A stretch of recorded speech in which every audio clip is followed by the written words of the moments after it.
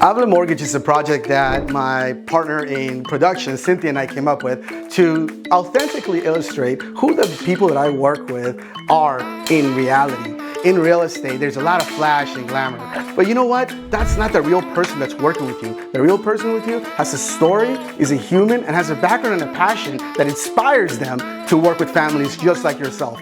And that's what this project is all about.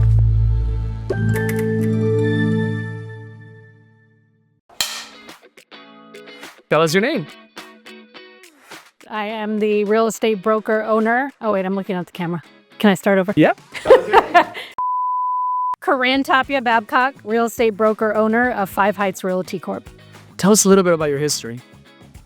I grew up in the Inland Empire in Chino, California, where my grandparents settled in the 1920s and actually bought real estate back then, and made my way back east to Georgetown University, where I spent over 10 years in government and politics, working at the highest levels, and ultimately made my way back to Los Angeles and found myself working with a real estate developer who was doing design, build, lease back, and ultimately found my way into real estate and founding my own brokerage, 5 Heights Realty in Los Angeles, California. What does it mean to you to work and be a trailblazer for women in commercial real estate? I think it's just another way that I was able to open doors that I didn't even know were there, to be honest. Found my way into this industry, and in a lot of ways by accident, in commercial real estate, and just started knocking on those doors in the same way I did as a young girl, where I had dreams, and those dreams ended up coming in the form of big doors, right? Whether that has been a retail building, whether it's been an industrial site, whether it's been hotels. So been fortunate to continue to do that work among our community here in Los Angeles and do deals of every size, caliber, nature, and oftentimes go toe-to-toe with folks who look nothing like me. They're usually males, they're usually not from my background, but I continue to do that work because I'm proud of it and I know I can do it alongside them.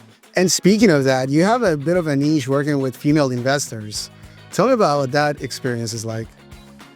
So similar to myself, women that want to own and operate their properties, and whether it starts, well, it always starts with that first property, but oftentimes they're also coming to me as women who have purchased maybe 1 or 2 properties in their younger years and now are coming into another stage in their life and want to reassess their portfolio, and they realize that purchasing property is more than just about finding just that realtor. They need to find somebody that has the experience of building portfolios, and I pride myself on someone that can do that and look at it in the same way they look at a deal that I would be doing for myself. So women here in Los Angeles who really by word of mouth have found their way to me, and now we're all working together as a group. And even if, we never do a deal together, if I'm able to educate them about something that they don't know, for me, that's a win.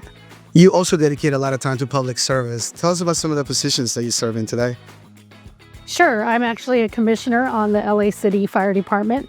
Was appointed by Eric Garcetti, the former mayor, and have since stayed on with Mayor Bass, and I'm proud to do that. My father is a retired fire chief, so to be in the fire service, serving in that capacity, I don't fight fires, but I'm able to at least represent the citizens of Los Angeles, especially during these catastrophic times. What is your pride and joy?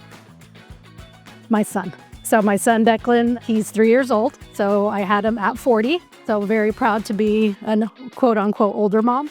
But I say a seasoned mom, because in the same way that we look at our careers, it's to me one of the greatest times to be doing what I do, both as a real estate investor, owner, broker, and most importantly as a mother. When was the last time you laughed? This morning when I got my son up and he just smiled right at me, and we just have a giggle, and that's how we live our life.